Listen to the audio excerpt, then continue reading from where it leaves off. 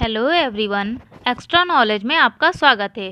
तो आज हम आपके लिए सोशियोलॉजी का प्रैक्टिस सेट लाए हैं जो कि यूजीसी नेट जीआरएफ के आगामी जो एग्ज़ाम आने वाला है उसके लिए बहुत ही यूज़फुल रहेंगे, क्योंकि हम जो आपके लिए क्वेश्चंस लाए हैं ये प्रीवियस ईयर क्वेश्चन पेपर से लाए हैं और उसके साथ साथ उसकी व्याख्या भी दिया है, जिससे कि आपको वो क्वेश्चन है उसके साथ साथ उससे संबंधित जो भी व्याख्या है, जितने भी क्वेश्चन से रिलेटेड जो भी चीज़ें हैं वो सब आपको समझ में आ जाए, जिससे कि अगर उससे रिलेटेड कोई क्वेश्चन बने तो वो भी आप आसानी से कर सकें।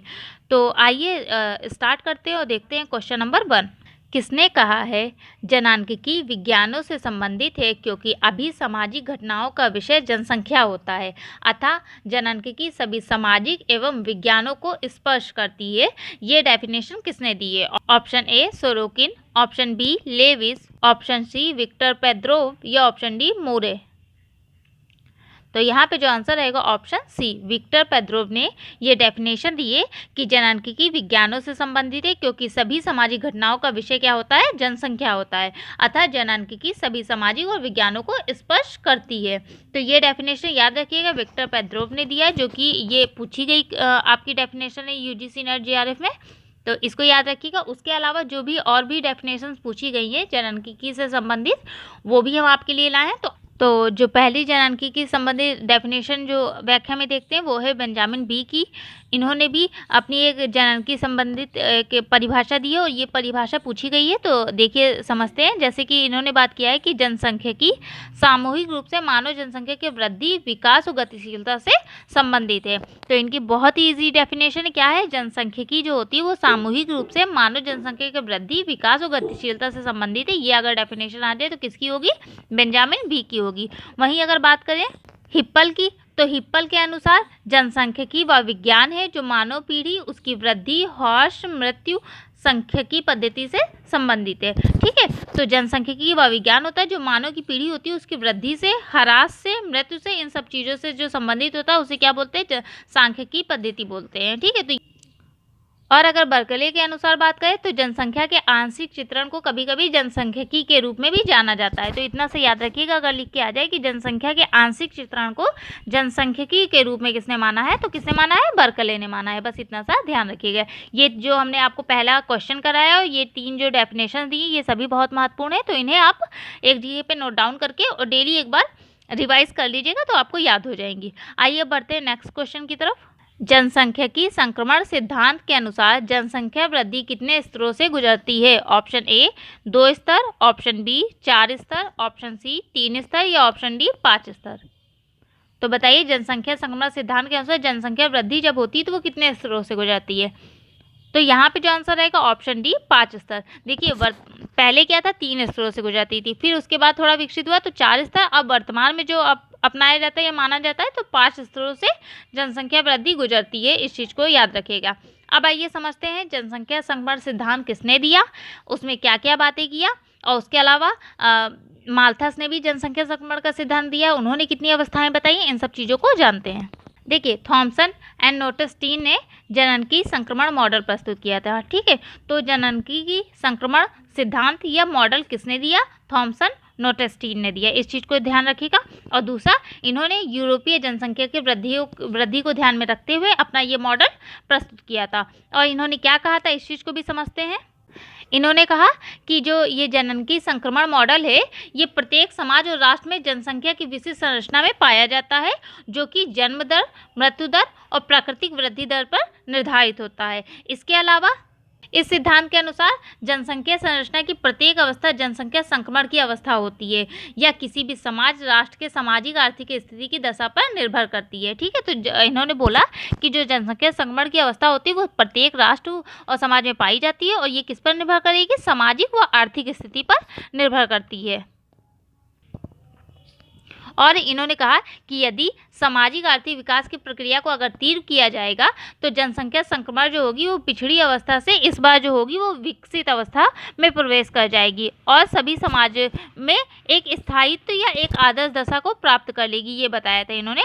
और जन्म दर और मृत्यु दर को प्रभावी नियंत्रण स्थापित हो जाएगा, जनसंख्या में स्थिरता हो जाएगी। अगर हम सामाजिक व आर्थिक विकास की प्रक्रिया को तीव्र करते हैं तब इन्होंने इस बात को कहा था। उसके अलावा उसके अलावा इन्होंने अपने मॉडल में बोला कि सामाजिक प्रक्रिया से पहले कौन सी प्रक्रिया होती है, आर्थिक प्रक्रिया होती है। इसी कारण मृत्यु दर पर नियंत्रण पहले प्रारंभ हो जाता है। इसके बाद जब सामाजिक विकास की प्रक्रिया तीव्र होने लगती है तो क्या होता है, जन्म दर पर नियंत्रण स्थापित किया जाता है और बाद में क्या होता है, जनसंख्या वृद्धि पर नियंत्रण स्थापित हो जाता है। तो इनका जो जनसंख्या संक्रमण मॉडल था वो सामाजिक व आर्थिक विकास पर आधारित था। इन्होंने पहले बताया कि पहले क्या होगा, आपका सामाजिक विकास से पहले आर्थिक विकास होगा, उस समय मृत्यु दर पर नियंत्रण किया जाएगा। उसके बाद क्या होगा, सामाजिक विकास की प्रक्रिया तीव्र होने लगती है, तब जन्म दर पर नियंत्रण स्थापित किया जाता है और ऐसे क्या होता है, जनसंख्या वृद्धि पर नियंत्रण स्थापित हो जाता है। तो इस आधार पर इन्होंने थॉमसन और नोटेस्टीन ने जनसंख्या संक्रमण की कितनी अवस्थाएं बताई थी, 3 अवस्थाएं बताई। बाद में संशोधन किया, फिर कितनी अवस्थाएं इन्होंने बता दी, 4। और वर्तमान में अगर देखा जाए देश में, तो वर्तमान देश में विकसित प्रवृत्तियों के आधार पर 5 अवस्था से निर्धारित की गई है। तो वहाँ पे क्वेश्चन केवल जनसंख्या संक्रमण सिद्धांत कितने स्तरों से गुजरता है, तो 5। अगर ये पूछ लिया जाए थॉमस एंड नोस्टीन ने जब सबसे पहले अपनी निर्धारित जो बताई थी संक्रमण की अवस्थाएं, वो कितनी बताई थी, 3 अवस्थाएं बताई थी। उसके अलावा अब हम समझते हैं मॉल्थस ने जो अपना संक्रमण सिद्धांत दिया उसमें कितनी अवस्थाएं बताई और क्या क्या बातें किया है, उस चीज़ को भी समझ लेते हैं। देखिए, जनसंख्या का संक्रमण सिद्धांत, तो जनसंख्या ये जननांकिकी का संक्रमण सिद्धांत का प्रतिपादन मॉल्थस ने भी अपनी पुस्तक essay on the principle of the population में किया। इस सिद्धांत के अनुसार माल्थस ने अर्थव्यवस्था के आर्थिक विकास और जनसंख्या के संबंध को स्पष्ट किया। देखिए, नोटेस्टीन ने किस पे स्पष्ट किया था, सामाजिक व आर्थिक दोनों, जबकि जो ये थे माल्थस थे, इन्होंने आर्थिक विकास के आधार पर जनसंख्या के संबंधों को स्पष्ट किया है। तो इस सिद्धांत के अनुसार जब अर्थव्यवस्था पूर्ण रूप से पिछड़ी और अविकसित होती है तो क्या होता है, जन्म दर और मृत्यु दर दोनों क्या होती है, बहुत ऊंची होगी। जिस भी देश में आप देखेंगे कि अर्थव्यवस्था बहुत पीछे है, वहाँ क्या होगा, जन्म दर भी ऊंची होगी और मृत्यु दर भी ऊंची होगी। मतलब लोग जन्म भी लेंगे लेकिन कुपोषण और बहुत सारी चीज़ों की वजह से उनकी मृत्यु भी होगी। तो दोनों ही ऊंची होगी, जिसके कारण जनसंख्या में वृद्धि बहुत ही सामान्य दर में होती है। पथ पर अग्रसर होती रहती है तो मृत्यु दर में काफ़ी कमी आ जाती है, परंतु जन्म दर अब भी काफ़ी ऊंची होती है। ठीक है, अर्थव्यवस्था जब थोड़ी थोड़ी विकसित होती है तो क्या होता है, मृत्यु दर तो कम हो जाती है लेकिन जन्म दर फिर भी ऊंची रहती है, जिससे अर्थव्यवस्था के सम्मुख जनसंख्या विस्फोट की स्थिति उत्पन्न हो जाती है। मतलब दूसरी अवस्था जो होगी वो जनसंख्या विस्फोट की स्थिति होगी, ये माल्थस के अनुसार। जब अर्थव्यवस्था विकसित हो जाती है तो जन्म दर और मृत्यु दर दोनों ही कम हो जाती है, जिसके कारण जनसंख्या में धीमी दर में वृद्धि होती है और यही जनसंख्या संक्रमण के सिद्धांत की स्थितियाँ होती हैं माल्थस के अनुसार। तो माल्थस ने जो जनसंख्या संक्रमण के सिद्धांत की अवस्थाएं बताई हैं वो कितनी बताई हैं, 3 अवस्थाएं बताई हैं। तो अब 3 अवस्थाओं को भी हम बहुत अच्छे तरीके से पढ़ लेते हैं। तो देखिए, पहली आप समझ लीजिए, प्रथम अवस्था में इन्होंने अविकसित और पिछड़ी अर्थव्यवस्थाओं की बात की है, जिसमें क्या बताया है कि चिकित्साई सुविधा के पूर्ण रूप से अभाव होने के कारण, महामारियों के कारण क्या होता है, मृत्यु दर काफ़ी ऊंची होती है। वहीं दूसरी ओर परिवार नियोजन और कार्यक्रमों के पूर्ण अभाव के कारण जन्म दर भी बहुत तीव्र होता है। तो पहली अवस्था में जब अल्प विकसित होगा, पिछड़ी होगी अर्थव्यवस्था, तो उसमें क्या होगा, एक तो आपका महामारियों का मृत्यु दर भी बहुत ज़्यादा होगी, दूसरा आपका परिवार नियोजन के बारे में कोई भी जानकारी नहीं होगी तो क्या होगा, जन्म दर भी ज़्यादा होगी। ये इन्होंने पहली अवस्था बताया। और दूसरी अवस्था में इन्होंने बात की कि यह अवस्था एक विकासशील अर्थव्यवस्था संबंधित है। इस स्थिति में अर्थव्यवस्था में चिकित्सीय सुविधा का विकास होता है, जिसके कारण क्या होता है, मृत्यु दर में कमी आ जाती है, परंतु लोग अभी भी इस प्रकार का भय बरकरार रहता है कहीं उनकी बीमारी या महामारी से मृत्यु ना हो जाए। इस कारण वो जन्म दर अपनी क्या करते हैं, ऊंची रखते हैं और ये भी जनसंख्या विस्फोट की स्थिति उत्पन्न करता है। तो द्वितीय अवस्था ही जनसंख्या विस्फोट की स्थिति उत्पन्न करता है। और वहीं बात करें इन्होंने तीसरी अवस्था में क्या बात किया है, तो यह अवस्था एक विकसित अर्थव्यवस्था संबंधित है। इस अवस्था में लोग शिक्षित हो जाते हैं और सरकार द्वारा परिवार नियोजन आदि कार्यक्रमों से संचालित किया जाता है। वहीं दूसरी ओर चिकित्सीय सुविधा का भी विकास हो जाता है, जिससे जन्म दर और मृत्यु दर दोनों कम हो जाती है और जनसंख्या में एक सामान्य दर में वृद्धि होती है। तो ये तीसरी अवस्था, इन्होंने 3 अवस्थाएं बताई थी। वहीं नोटेस्टीन ने भी प्रारंभ में 3 बताई थी, फिर संशोधन करके 4 किया और वर्तमान में 5। ठीक है, 5 स्तरों में देखा जाता है उनके अनुसार। तो आई होप आपको व्याख्या समझ में आई होगी और वीडियो थोड़ा सा लंबा हो सकता है, लेकिन आप इसे पढ़ेंगे तो काफ़ी कुछ आपका तैयार हो जाएगा। अब आइए बढ़ते हैं और देखते हैं नेक्स्ट क्वेश्चन। सामूहिक सौदेबाजी का उद्भव एवं विकास सामान्यतः किसके साथ संबंधित माना जाता है? ऑप्शन ए ग्रामीणीकरण, ऑप्शन बी नगरीकरण, ऑप्शन सी जनजातीकरण या ऑप्शन डी औद्योगिकरण। तो यहाँ पे बात किया जा रहा है सामूहिक सौदेबाजी का उद्भव किससे संबंधित माना जाता है। तो यहाँ पे जिस भी स्टूडेंट ने ऑप्शन डी चूज़ किया उनका सही है, औद्योगिकरण से। ठीक है, सामूहिक जो सौदेबाजी का उद्भव माना गया वो किससे माना गया, औद्योगिकरण से माना गया। इस चीज़ को ध्यान रखिएगा। अब आइए थोड़ा सा औद्योगिकरण के बारे में जान लेते हैं।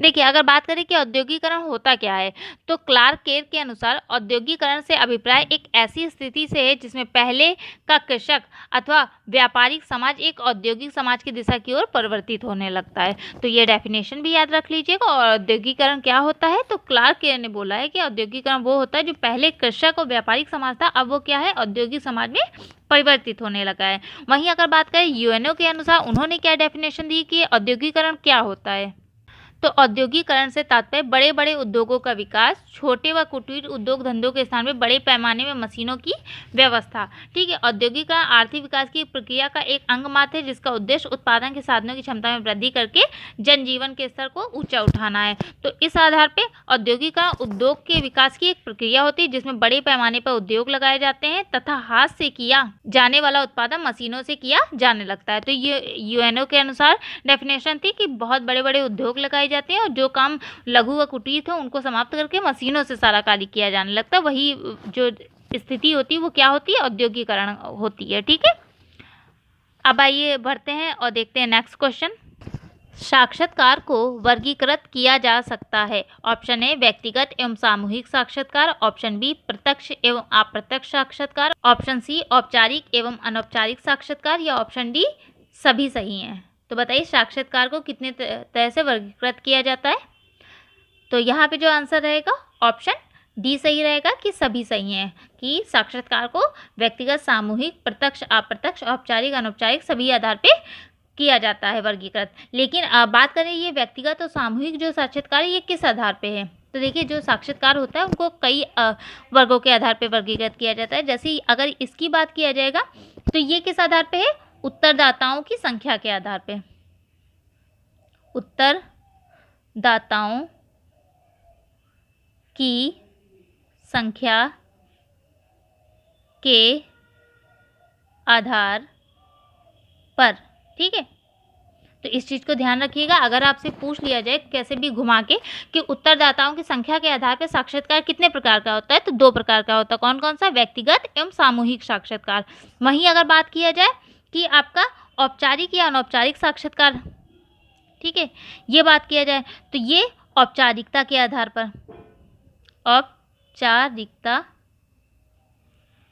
के आधार पर। ठीक है, औपचारिकता के आधार पर होता है। और आपके कार्यों के आधार पे, अगर आप लोग नोट डाउन कर लीजिए, हम बोल दे रहे हैं, अगर कार्यों के आधार पे बोले तो निदानात्मक साक्षात्कार, उपचारात्मक साक्षात्कार और अनुसंधान साक्षात्कार, मतलब 3 प्रकार के होता है। उत्तरदाताओं की संख्या के आधार पे 2 प्रकार का, औपचारिकता के आधार पे 2 प्रकार का और आपके कार्यों के आधार पे 3 प्रकार का होता है। वहीं अध्ययन पद्धति के आधार पर नोट डाउन कर लीजिए, अध्ययन पद्धति के आधार पर भी 3 प्रकार का होता है। कौन कौन सा, अनिर्देशित साक्षात्कार, निर्देशित साक्षात्कार और पुनरावर्ती साक्षात्कार। ठीक है, तो किसी दिन हम आपको साक्षात्कार पे जितने भी प्रकार हैं और क्या क्या चीज़ें होती हैं ये सब चीज़ें हम आपको बता देंगे। अभी यहाँ पे फिलहाल इसकी डेफिनेशन नहीं दी है। ठीक है, आइए अब बढ़ते हैं नेक्स्ट क्वेश्चन की तरफ।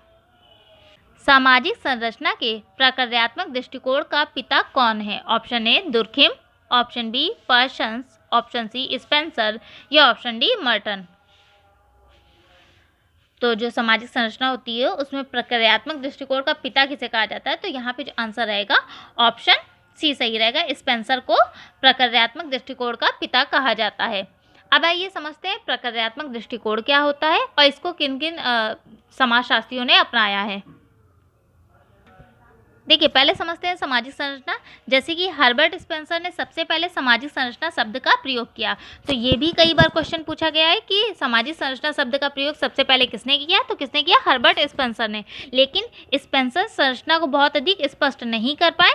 सामाजिक संरचना शब्द को लेकर मतभेद होता रहा, लेकिन लगभग सभी इस बात से सहमत थे कि सामाजिक संरचना का तात्पर्य सामाजिक निरंतरता और पुनरावृत्ति से है। तो आप इतना ज़्यादा स्पष्ट हर्बर्ट स्पेंसर नहीं कर पाए थे, लेकिन फिर भी सामाजिक संरचना का तात्पर्य लगा दिया गया था क्या, सामाजिक निरंतरता एवं पुनरावृत्ति। ठीक है, प्रारंभिक रूप में स्ट्रक्चर शब्द को अंग्रेजी भाषा से लिया गया जिसका अर्थ होता है भवन या संरचना या बनावट।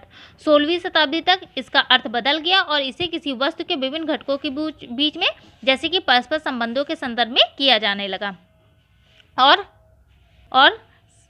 सामाजिक संरचना के संबंध में 3 प्रमुख दृष्टिकोण दिए गए हैं। पहला दिया गया संरचनात्मक प्रकार्यवादी दृष्टिकोण, दूसरा दिया गया संरचनावादी दृष्टिकोण और तीसरा दिया गया मार्क्सवादी दृष्टिकोण। ठीक है, तो इस चीज को समझिए। हर्बर्ट स्पेंसर ने सामाजिक संरचना शब्द दिया और प्रारंभिक रूप में स्ट्रक्चर या संरचना का क्या अर्थ लगाया गया, भवन की संरचना या बनावट से लिया गया, लेकिन बाद में ये चीज कहा गया कि विभिन्न घटकों के बीच परस्पर संबंधों से संबंध जोड़ा गया और उस आधार पर 3 दृष्टिकोण निकल के आए। पहला आया संरचनात्मक प्रकार्यवादी दृष्टिकोण, दूसरा आया संरचनावादी दृष्टिकोण और तीसरा आया मार्क्सवादी दृष्टिकोण। तो अब बात यहाँ पे केवल हम समझते हैं कि संरचनात्मक प्रकार्यवादी दृष्टिकोण के बारे में, क्योंकि यही आपका क्वेश्चन में डेफिनेशन आया है। तो इसके पिता जो कि हर्बर्ट स्पेंसर माने जाते हैं, ठीक है, ये संरचनात्मक प्रकार्यवादी दृष्टिकोण के जनक में से एक हैं। इस दृष्टिकोण के समर्थकों में कौन है? डर्कहाइम मतलब दुर्खिम, पार्सन्स, मर्टन। मर्टन किसके शिष्य थे?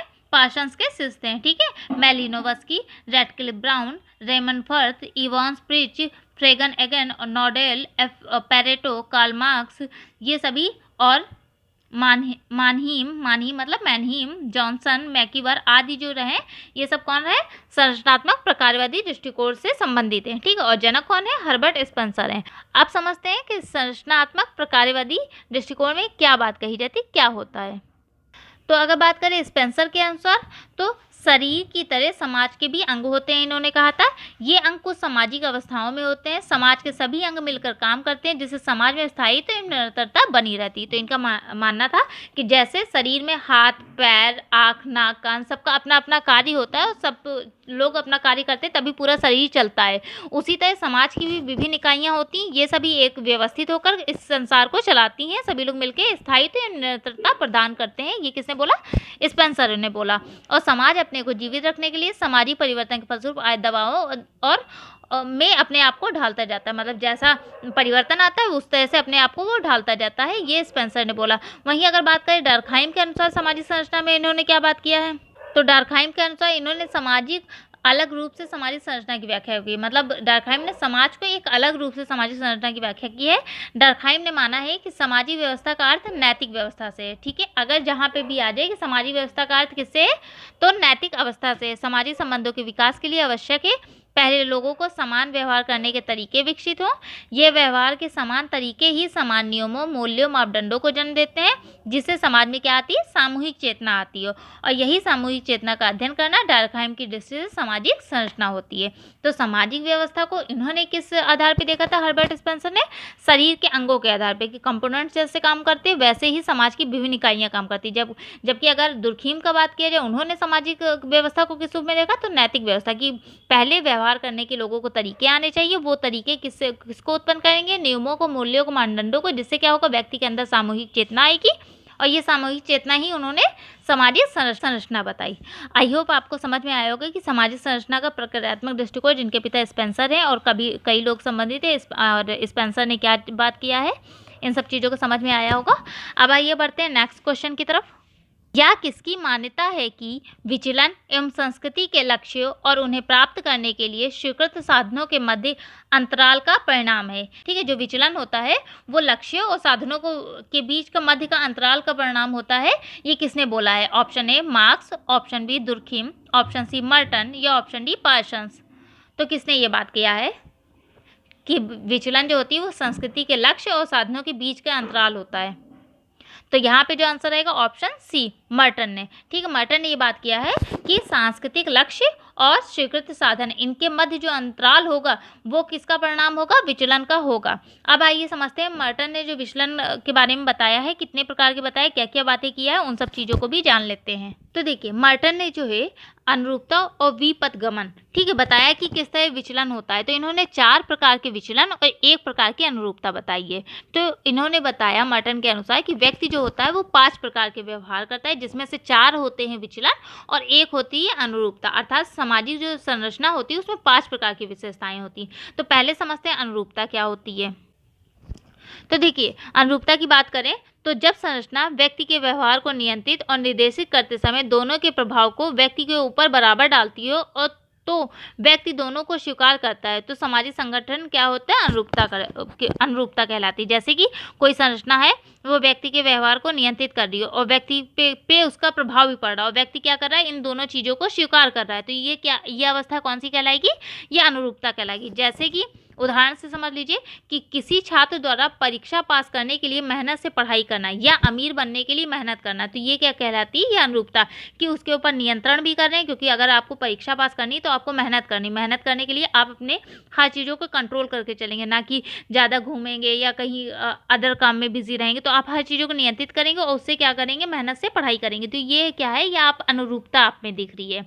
वहीं अगर बात करें दूसरी, इन्होंने कौन सी विशेषता बताई, तो इसको बताया नवाचार। तो नवाचार क्या होता है कि कभी कभी संरचना एक ऐसी परिस्थिति का निर्माण करती है कि व्यक्ति संस्थागत साधन के माध्यम से सांस्कृतिक लक्ष्य की प्राप्ति नहीं कर पाता है। जो उसके पास साधन होते हैं उससे वो क्या करता है, सांस्कृतिक लक्ष्य की प्राप्ति नहीं कर पाता है और सांस्कृतिक लक्ष्य की प्राप्ति के लिए गैर संस्थागत साधनों को अपना लेता है और उसी के माध्यम से सांस्कृतिक लक्ष्य को प्राप्त करने का प्रयास करता है। तो इससे समाज में क्या आता है, विचलन आता है और इसे क्या कहा जाता है, नवाचार कहा जाता है। ठीक है, कि नवाचार में क्या होगा कि व्यक्ति के पास साधन होंगे लेकिन वो अपने लक्ष्य को प्राप्त नहीं कर पा रहा, उसके लिए क्या कर रहा है, वो गैर संसाधन या साधनों को अपना रहा है और सांस्कृतिक लक्ष्यों को प्राप्त करने की कोशिश कर रहा है। तो ये पहला विचलन हुआ और जिसे क्या कहा जाता है, नवाचार कहा जाता है। ठीक है, नवाचार जो विचलन है एक प्रकार का है जहाँ व्यक्ति अपने लक्ष्यों की पूर्ति के लिए अपना साधन विकसित कर लेता है जो समाज में स्वीकृत नहीं होता है। नवाचार मतलब आप एक अलग अपनी चीज़ों को एक अलग तरीके से कर देते हैं प्रेजेंट, जिससे कि वो समाज में नहीं मान्य होता, लेकिन आपको अपना लक्ष्य प्राप्त करना है तो आप उसके लिए एक नया साधन ढूंढ लेते हैं। तो ये जो कि समाज में स्वीकृत नहीं है, इतना भी अगर उदाहरण से समझे तो परीक्षा पास करने के लिए नकल करना या धनी बनने के लिए चोरी या डकैती करना, तो ये क्या होंगे, ये होगा आपका नवाचार, कि आपने एक ऐसा रास्ता चुना जो कि समाज के द्वारा स्वीकृत नहीं है लेकिन आप उस चीज़ों को करना चाहते हैं। पहला क्या था, आपने उसमें कड़ी मेहनत किया, वो अनुरूपता हो गया। लेकिन दूसरा क्या है, आपने नकल किया, गैर संसाधन चीज़ें यूज़ किया, तो ये क्या होगा, नवाचार होगा। वहीं अगर तीसरी बात की जाए, कर्मकांडेयता, तो कभी कभी सामाजिक संरचना ऐसी परिस्थितियों का निर्माण करती है कि संस्थागत साधनों का प्रभाव व्यक्ति के ऊपर बहुत अधिक दिखाई पड़ने लगता है, जिससे व्यक्ति संस्थागत साधन का ही पालन करता है और सांस्कृतिक लक्ष्य की उपेक्षा कर देता है। इससे समाज में भी विचलन आता है। ठीक है, कर्मकांडेयता मतलब होता है कि साधन का इतना ज़्यादा प्रभाव पड़ जाना कि व्यक्ति अपना लक्ष्य ही छोड़ देता है, वो क्या होगा, कर्मकांडेयता होगा। जैसे कि नौकरशाही व्यवस्था, इसमें क्या होता है, इसमें सामाजिक संरचना की ऐसी स्थिति होती है जहाँ नियम कानूनों का कड़ाई से पालन किया जाता है, इसीलिए वहाँ नियम कानून ही अंतिम लक्ष्य बन जाते हैं और वास्तविक लक्ष्य की क्या की जाती, उपेक्षा की जाती। तो ये क्या होगा, कर्मकांडेयता। तो कर्मकांडेयता में क्या होगा, साधनों का बहुत ज़्यादा प्रभाव और लक्ष्यों की क्या कर दिया गया, उपेक्षा कर दिया।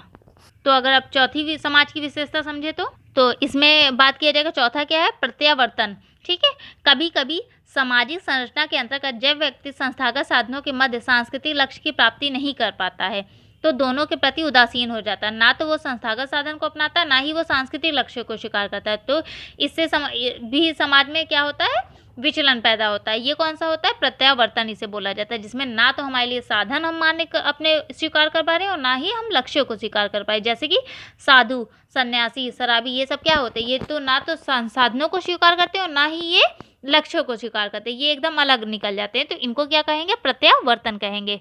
ठीक है, उसके अलावा पांचवी अगर बात करें तो लास्ट स्टेज जो होती है वो होती है विद्रोह की। तो कभी कभी सामाजिक संरचना में जब व्यक्ति सांस्कृतिक लक्ष्य और संस्थागत साधन के मत अपनी आवश्यकताओं की पूर्ति नहीं कर पाता है तो दोनों के प्रति उदासीन हो जाता है, अर्थात दोनों को अस्वीकार कर खुद एक ऐसे लक्ष्य विकसित कर लेता है जिसका एक समूह विशेष की मान्यता प्रदान करता है और लक्ष्य की प्राप्ति के लिए ऐसे साधन विकसित कर लेता है जो समाज के द्वारा स्वीकृत नहीं होते। देखिए, प्रत्यावर्तन में आपको समझाया कि सांस्कृतिक लक्ष्य और संस्थागत जो साधन होते हैं उन दोनों को नकारता है, लेकिन एक ऐसा वो स्थान पे जाता है जहाँ पे वो समाज द्वारा थोड़ा कहीं ना कहीं स्वीकृत हो जाते हैं। लेकिन इसमें क्या होता है, समाज के द्वारा ये स्वीकृत नहीं होते हैं किंतु एक समूह के विशेष के रूप में मान्यता देता है और फिर उन्हीं सामूहिक साधन के माध्यम से प्राप्ति करने लगता है। ठीक है, विद्रोह का मतलब एक समझ रहे होंगे, नक्सलवाद। ये क्या होता है, एक जगह पे देखा जाए शराबी तो वो मान्य कहीं ना कहीं हो जाते हैं, लेकिन अगर बात किया जाए नक्सलवाद तो ये विचलन की ऐसी अवस्था होती है जो कि विद्रोह की श्रेणी में आता है, जिसमें हम अपने जो लक्ष्य होते हैं और जो संसाधन होते हैं उन्हें स्वीकार कर एक अलग ऐसा लक्ष्य अपना बनाते हैं जो एकदम भी समाज के द्वारा मान्य नहीं होता है, जैसे कि नक्सलवाद हो गया। ठीक है, तो मर्टन ने ये 5 स्टेज बताए थे, जिसमें पहला अनुरूपता जो समाज को नियंत्रित करता है, और 4 बताए थे विचलन। तो इन सबको सीक्वेंस में भी लिख लीजिएगा, क्योंकि सीक्वेंस में भी पूछा जाता है कि कितने चरण मर्टन ने बताए हैं द्विपद गमन के। तो इन सब चीज़ों को याद रखिएगा। आई होप आपको अच्छे से समझ में भी आ गया होगा। अब आइए बढ़ते हैं नेक्स्ट क्वेश्चन की तरफ। भारतीय श्रम संघ अधिनियम कब पारित हुआ? Option A 1926, option B 1929, option C 1930 या ऑप्शन डी 1932। तो यहाँ पे बात किया जा रहा है भारतीय श्रम संघ अधिनियम कब पारित हुआ। तो यहाँ पे आंसर रहेगा ऑप्शन ए 1926 में। भारतीय श्रम संघ अधिनियम कब पारित हुआ? 1926 में। तो अब आइए कुछ अन्य अधिनियमों को समझ लेते हैं जिनके पूछे जाने की भी संभावना है, और कई अधिनियम हम आपको बताएंगे जो कि पूछे जा चुके हैं। तो इन सब चीज़ों को भी समझते हैं। तो पहले समझते हैं श्रम कानून क्या होता है, क्योंकि श्रम कानून को पहले समझेंगे फिर उन अधिनियमों को समझेंगे जो लागू किए गए हैं। तो किसी राज्य द्वारा निर्मित उस कानून को कहते हैं जो श्रमिकों, रोजगार प्रदाताओं, ट्रेड यूनियनों तथा सरकारों के भी संबंधों को प्रभाषित करती है। ठीक है, श्रम कानून कुछ ऐसे बनते हैं जिनको सरकार पूरा करती है, श्रमिकों, रोजगार जो हमें देते हैं उनको, और ट्रेड यूनियनों के प्रति। ठीक है, वहीं अगर बात किया जाए औद्योगिक संनियम का आशय क्या होता है, तो उस विधान से होता है जो कि औद्योगिक संस्थानों, उसमें कार्यरत श्रमिकों और उद्योगपतियों पर लागू होते हैं। ठीक है, इसको 2 भागों में, औद्योगिक संनियम को 2 भागों में भी बांट सकते हैं। पहला है उद्योग एवं श्रम संबंधी विधान, दूसरा है सामाजिक सुरक्षा संबंधी विधान। ठीक है, उद्योग एवं श्रम संबंधी कुछ नियम कानून होते हैं और दूसरा सामाजिक सुरक्षा संबंधी कुछ नियम कानून होते हैं। अब आइए अधिनियमों को भी समझ लेते हैं।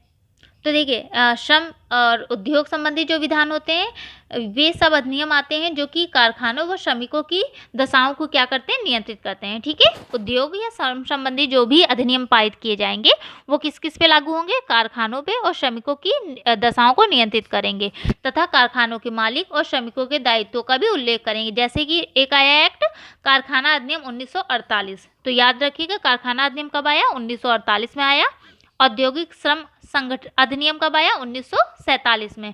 भारतीय श्रम संघ अधिनियम जो कि आपका क्वेश्चन में पूछा गया 1926 में।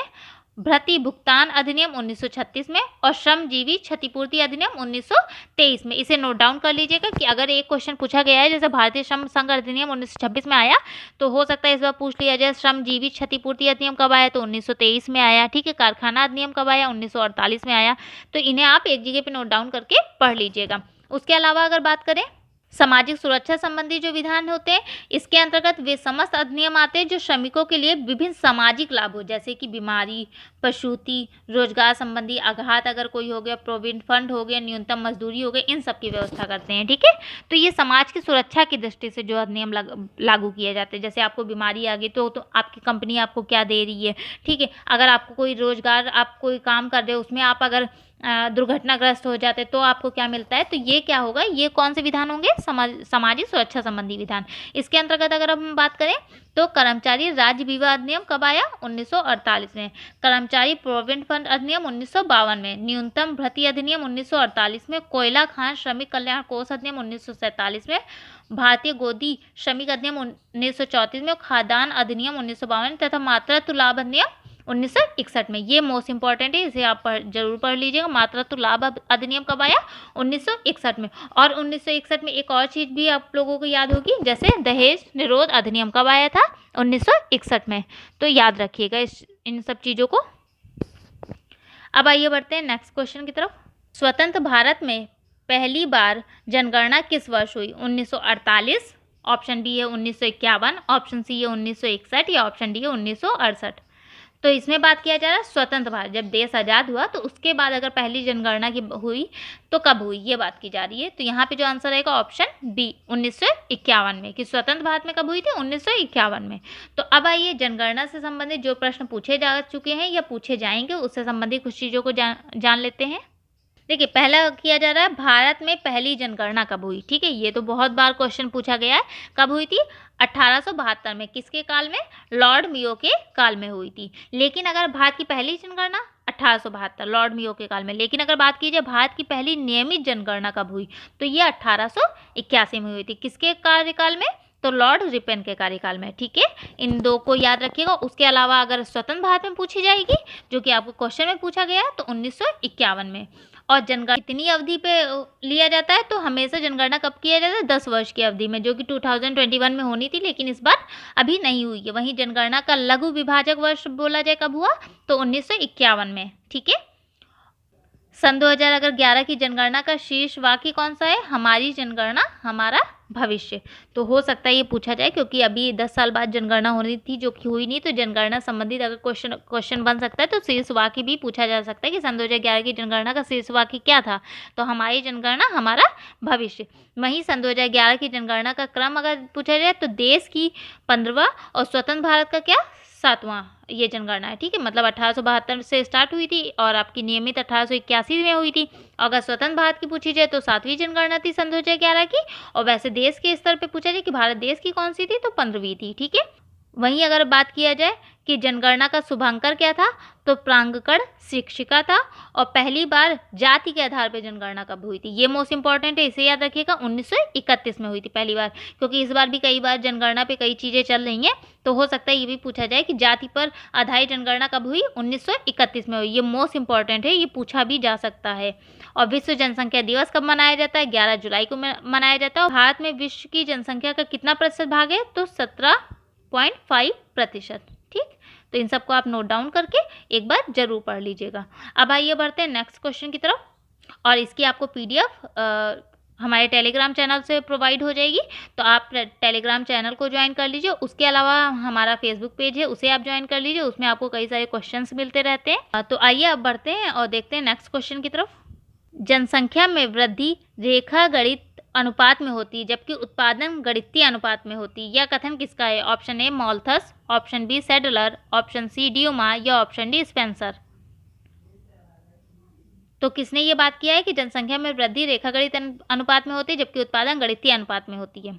आई होप इसका आंसर सभी को पता होगा। यहाँ पे आंसर रहेगा ऑप्शन ए, माल्थस ने ये बात कही है। ठीक है, अब आइए बढ़ते हैं नेक्स्ट क्वेश्चन की तरफ।